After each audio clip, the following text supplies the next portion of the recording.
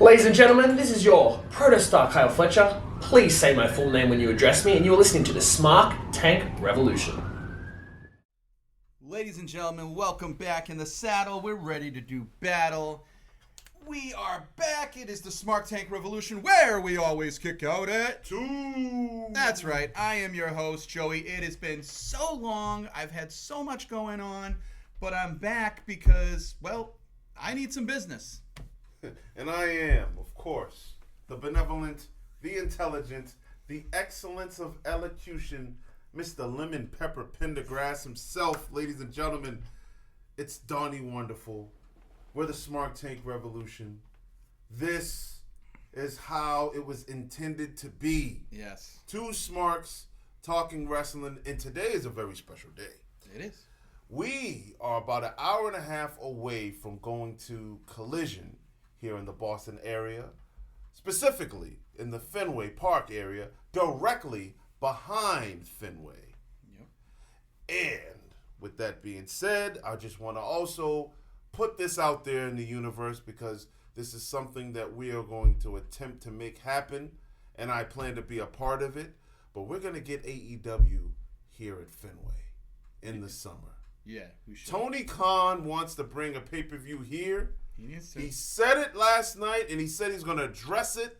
And this time, ladies and gentlemen, you guys are going to hear it because our cameras will be on, and it will be posted on this beautiful, lovely, beautiful channel of ours, which you are currently at right now. So with that, we just want all of our STR supporters and fellow smarks to hold us accountable, especially if you're in this New England area. When you love to see wrestling and when you love to see Darby Allin dive off the Green Monster. So I couldn't tell. I wasn't fortunate enough to go to the show that you went to last night. I'm at part 2, night 2. But we are being guests, which is always a great time. I saw a clip of, who the fuck was it? I'm sorry. Brian Cage? Yeah, throwing Darby Allin. Did that happen last night? That happened last night, right in front of me. He looked like he was going to die. Like, why? Who in the world cleared that spot? Ladies and gentlemen. Was he supposed to hit his head on the turnbuckle like that? Ladies and gentlemen, I have said it on this channel. I love Darby Allin, but I will never miss an opportunity to watch Darby Allin because anytime he enters the ring could be his last. And last night, that looks horrible. Brian Cage threw this man off the side pole of the ring. Dude. Now the cameraman his back was towards us, so he was filming it. Mm-hmm. But had he panned behind him, you could see my face.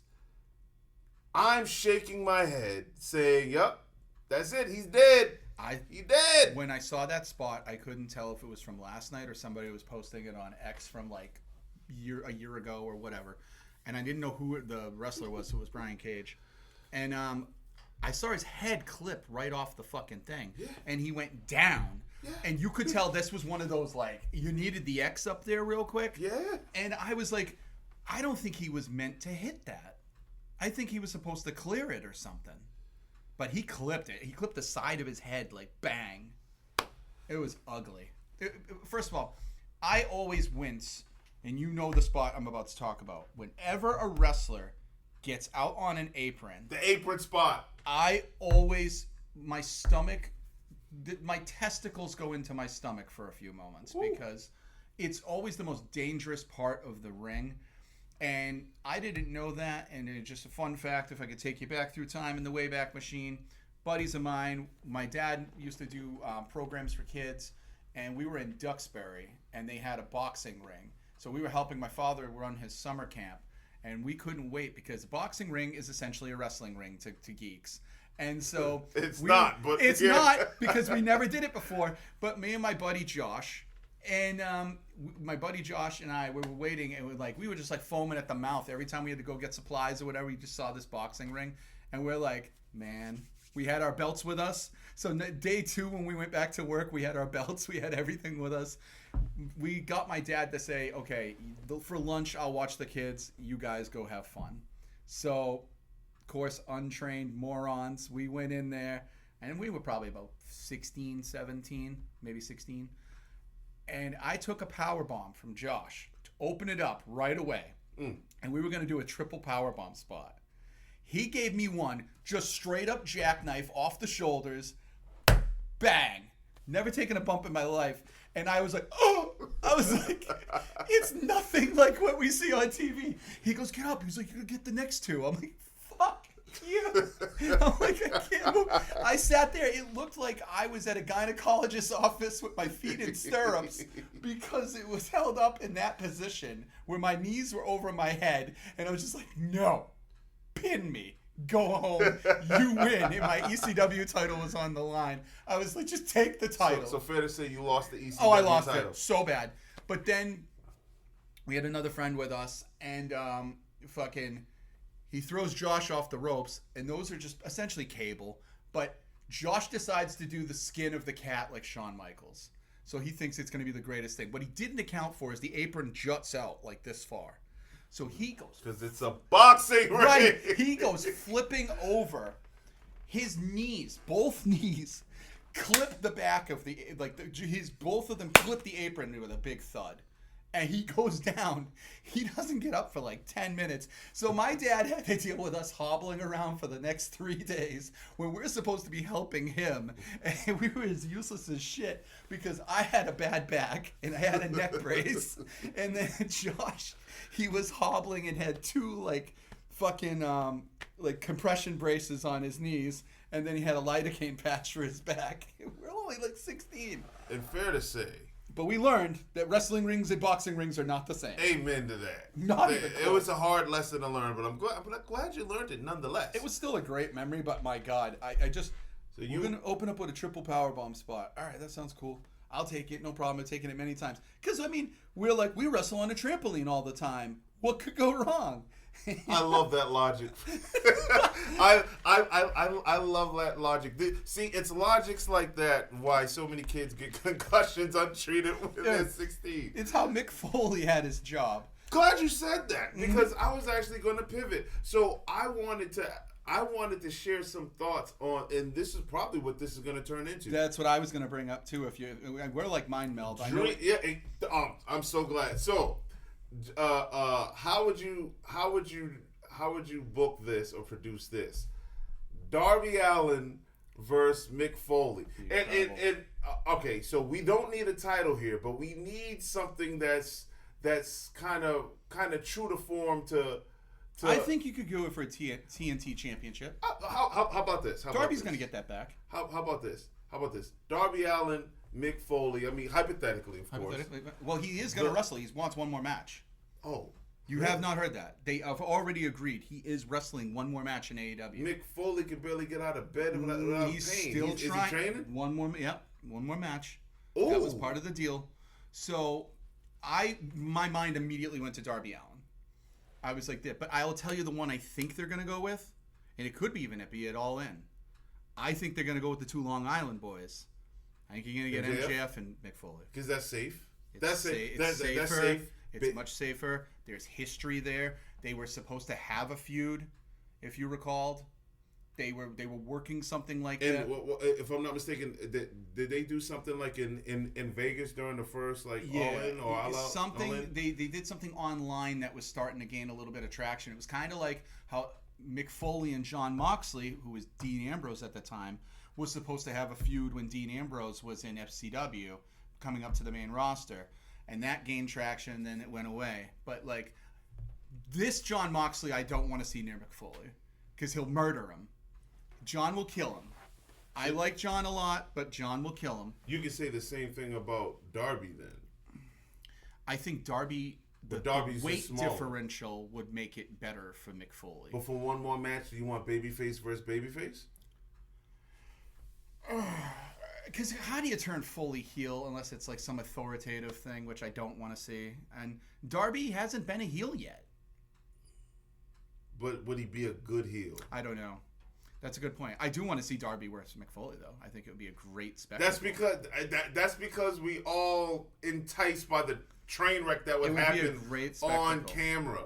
I think the Long Island boys would be better because if MJF wins, which he probably would, he's still that heel asshole that can deal with the heat from that. Darby Allin punishes Mick Foley during a time where Mick Foley is like the cool grandpa and just the one that gets all the sympathy from us. What is it going to do for Darby? Right. So, but he does want one more match, and you did see in All In. Yeah, no, it wasn't All In. It was what was door? What was when they were in New York? When they were at Long Island last, Mick Foley came out and had a thing in the ring with MJF. And so you just look at it and you go, that's natural. MJF's a pro. He's safe. He's probably, honestly, if Bret Hart was the safest, and again, I know who I'm sitting with. The greatest wrestler if Bret ever, Hart was the safest, most protective wrestler in the world of his opponents, well, MJF's got to be up there. MJF is a very consummate professional. He's extremely unbelievable at what he does. Unfortunately, he's going to be out for a little while, but I don't see the type of match that they could work that at all in. Because Mick Foley, yes, he'd have to get into some shape for sure, but they would be more of like a brawl. I think it would be more like a Kevin. It'd be more like a Kevin. It'd be more of a Kevin Owens Austin type style match that happened at, WrestleMania in Texas with some. I'm pretty sure there's going to be blood and tax. Yeah, exactly. If MJF is involved, exactly, for sure. But exactly. Is there anybody else on the roster that you can see Mick Foley wrestling one last time outside of Jack Perry as a babyface? Jack Perry could be a heel. I can see Jack Perry absolutely, or Tommaso Ciampa. If we're doing that, then the Mick Foley versus Mark Briscoe. That'll be just as crazy as but I'm talking in terms of, let's be honest, we don't want this to be Ric Flair. We don't want this to be Mick taking a heart attack in the middle of the ring with his son-in-law. We want. Oh no, he could do some. I think if it's a heel, it probably have to be somebody from Don Callis' family. Yeah. A heel from Don Callis? What, are you talking like Kyle Fletcher? No. Kyle Fletcher makes the most sense if you're going to do that. Yeah. Like, that would be really good for Kyle. That'd be great. Come to think of it. I mean, anyone who faces Mick Foley, I think it would be good for, because unless you're so established that you don't need it. Like, Kenny Omega doesn't need to go against Mick Foley. MJF doesn't truly need to go against Mick Foley, but just the storyline elements and the mic wars back and forth. The enticing it's just so good with all the Long Island connections. I wouldn't pass that up. So give me your top four right now against Mick Foley for his last number match. one for me, MJF. It makes the most sense. It's the one I want the most. Okay, I agree with that. Darby Allin, I would love to see that. so here's where we get down to the nitty gritty. These two are tough because I'm cool with Kyle Fletcher. I like the idea of it. I won you over with that. Yeah, because I wouldn't want to see Mick Foley versus Will Ospreay. No, I want Kyle Fletcher is just as good as Will Ospreay as far as I'm concerned. Yeah. He's the heel version. He's the Jerry Lynn to Will Ospreay's Rob Van Dam. Okay, then truly. Then what? I mean, I'm stuttering because I want to say the promos really wouldn't be good, but could you see Mick Foley against Okada? Yeah, I could see it. The New Japan connection would be great too, to bring up the New Japan history. But not better than the previous three names we got. No. So is there that last? I don't know. I like the idea of Ciampa. I think Ciampa has a great shot. I like Ciampa a lot. But do you like Ciampa the same way you like MJF, Darby, and Kyle Fletcher? No. So like for that fourth and last spot, is there anybody that's equivalent to those other three, the big threes? I mean, yeah, you got to think about it, don't you? Big time. Like, I would have said you could have had Mick Foley with somebody else versus the Young Bucks. That might have been interesting. But a tag match. Okay, wait, hold on. Let's explore that, because if you're gonna pair up Mick Foley and Darby. Exactly. Thank you. That's your pair. That is your pair. Mick Foley and Darby. That is your pair. Versus who? I would say the Young Bucks, because if you do against, I mean, FTR, I adore FTR, but I just think I want I think for Mick Foley and Darby, because they're like crash test dummies, you need like the acrobatics to go with it to counter them as well. So I think like the Young Bucks would be a great potential for them. Or you could do Mick Foley and Darby versus Cope and Cage. I don't think they'll do that though. Yeah. The idea of Mick Foley even bringing this up again after he has retired so many times, well, he truly he hates Ric Flair. He's so much like him, and like Mick Foley truly doesn't like the WWE at this point. There's a lot of bad blood there. I never really read into all of it. I know most of it is politically based, from what I'm sure. What I know, they're mostly politically based, but I don't know the whole deal. I don't know if it's a Legends deal. I don't know if it's whatever. Mick Foley is well past his prime, well past his years. I don't want to see the man crippled. So, he's got to do some training. If it's not this year, then they can do it sometime next year. But AEW seems to go to Long Island multiple times a year. So I could see them doing it one more time. Or they could just do it in Queens. Yeah, Queens. Right, exactly. I mean, New York somewhere. Yeah. To piggyback on what you were saying, that they're in New York enough. Yeah. I believe at the last press conference, the media scrum, someone had asked Tony about getting Madison Square Garden, and his eyes lit up. But that's like WWE Haven. Yes, it is. If it's open, all right. If you can't do that, then you could definitely do Fenway. Barclays. Yeah, Barclays. You can definitely do Barclays. God. But if you do one of the major arenas in New York and you still have Mick Foley there and willing to have a last match, that's where you have it. That's where you absolutely have it. That's a great idea. If it's in New York, it has Barclays. to be against another New Yorker. So Yeah. I think MJF. I think MJF's the best choice. He's the one I would settle on. But you know what? It's really funny. You just mentioned Barclays, and I was thinking about it today. I swear to God, we read each other's minds. NXT was at its apex when it was doing the Barclays takeovers. Those years are the greatest NXT of all time. They were so good. Like, you look at, I saw a meme today that said, if you told me in 10 years that these two wouldn't matter, that no fan would give a shit about them, you would have been laughed out of the building. You know who the two men were? It was Adam Cole versus Keith Lee. Title for title. That was a banger. That was an incredible match. Look at the two of them now. People refer to Adam Cole as Mr. Glass, and then I refer to him as Mr. Glass. Actually, hold that thought, because we're going to continue that exact same conversation on the next episode of Dragon Ball Z. No. But yeah, so we're going to reset this mic and come back and talk about Adam Cole, Keith Lee, my boy Wardlow, all of these talents that were huge maybe 5 years ago, but we can't seem to find them now. Right, where did they go? Where did they go? Subscribe to the channel if you're not subscribed. Like the video. And I know we were talking about 4 opponents for Mick Foley. We got 3. You guys tell us who the fourth is. Yeah, you tell us who your fourth is.